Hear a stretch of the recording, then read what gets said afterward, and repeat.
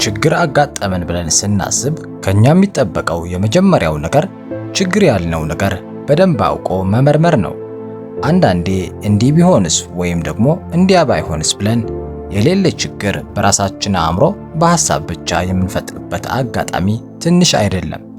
አንዳንዴ ደግሞ እውነትም ችግር ቢኖር እንኳን የችግሩ መጠን ከሚገባው በላይ አግዝፈን ስለምናይ ራሳችንን ወደ ጭንቀት ውስጥ እናስገባለን።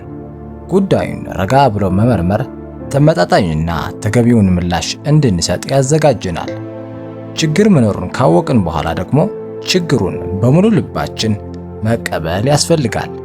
እንደ ሰጎን አንገታችንን አሸዋ ውስጥ ቀብረን ችግሩ እንደሌለ ብናስመስል ችግሩ እንደ ጉም ተኖ አይጠፋም።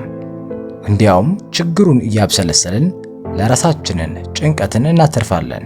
የችግሩን መኖር ስንቀበል ትኩረታችንን ራሳችንን ከመዋሸት ወይንም ደግሞ ከህሊናችን ከመደበቅ ወጥተን ሙሉ አቅማችንን ችግሩን መፍታት ላይ ለማተኮር እድል ይኖረናል። እንደ ችግሩ ሁኔታ የሰዎችን ምክር መጠየቅ አንድ አማራጭ ነው። በተመሳሳይ ችግር ውስጥ ያለፉ ሰዎች እንዴት ችግሩን እንደፈቱት መጠየቅ ይቻላል። ከምክርም አልፎ በተጨባጭ ሊረዷችሁ የሚችሉ ሰዎች ካሉ እርዳታቸውን መጠየቅ ጥሩ ነው።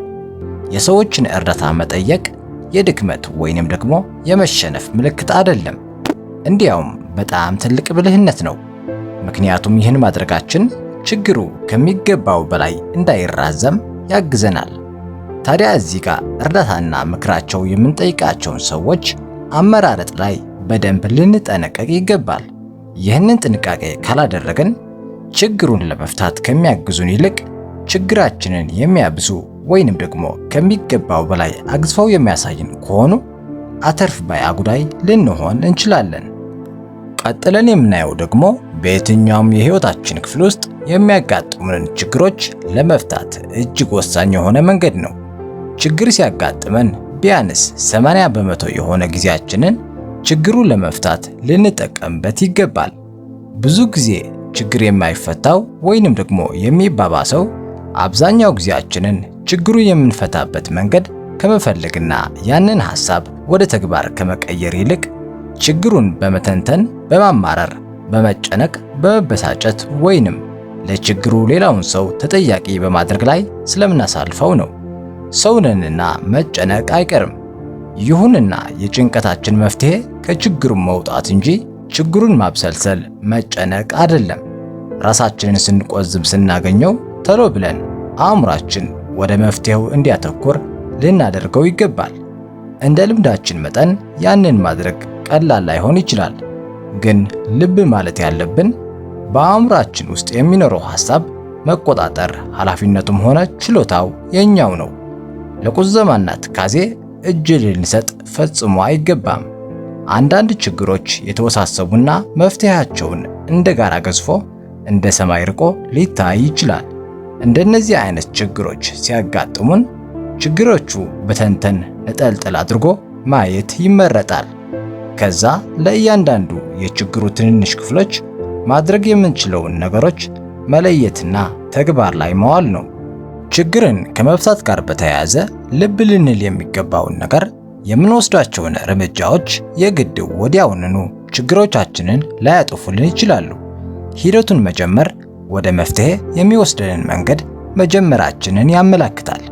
ችግሩ እስኪፈታ ወይንም ደግሞ የፈለግነው ቦታ እስክንደርስ ድረስ ወደፊት መጓዝ ነው።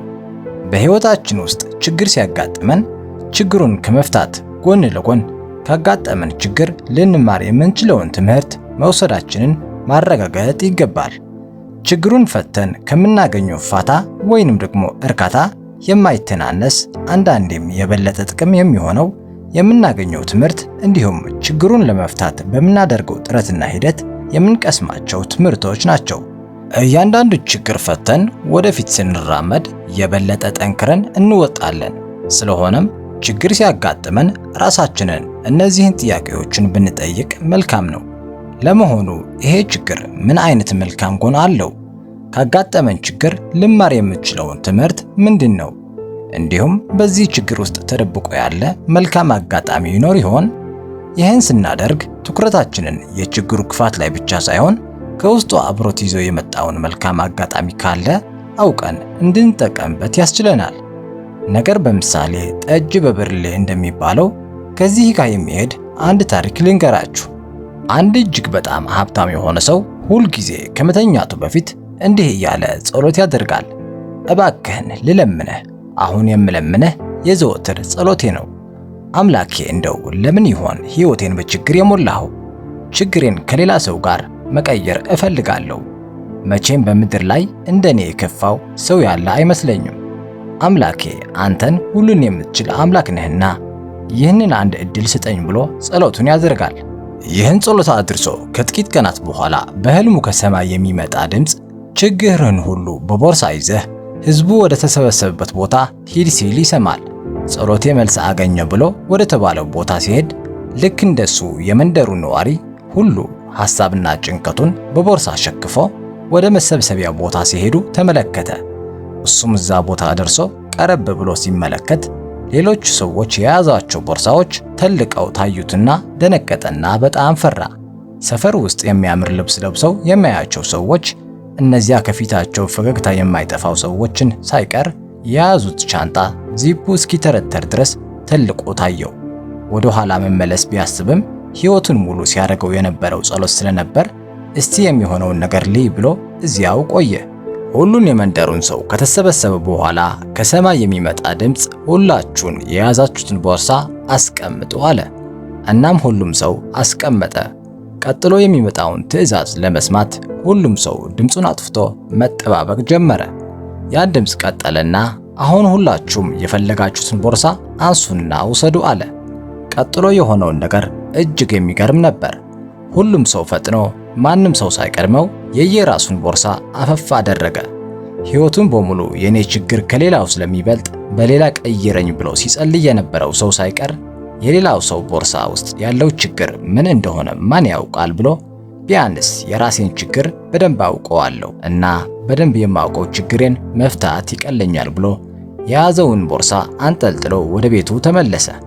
ላለን በጎ ነገር ተመስገን ብለን የሚያጋጥሙንን ችግሮች እየፈታን ሕይወታችንን እንምራ። ይብዛም ይነስም በሕይወት ውስጥ ችግር የማያጋጥመው ሰው የለም። ልዩነቱ ያለው ችግሩን ለመፍታት የሚኖረን ቁርጠኛነትና የምንከተለው መንገድ ነው።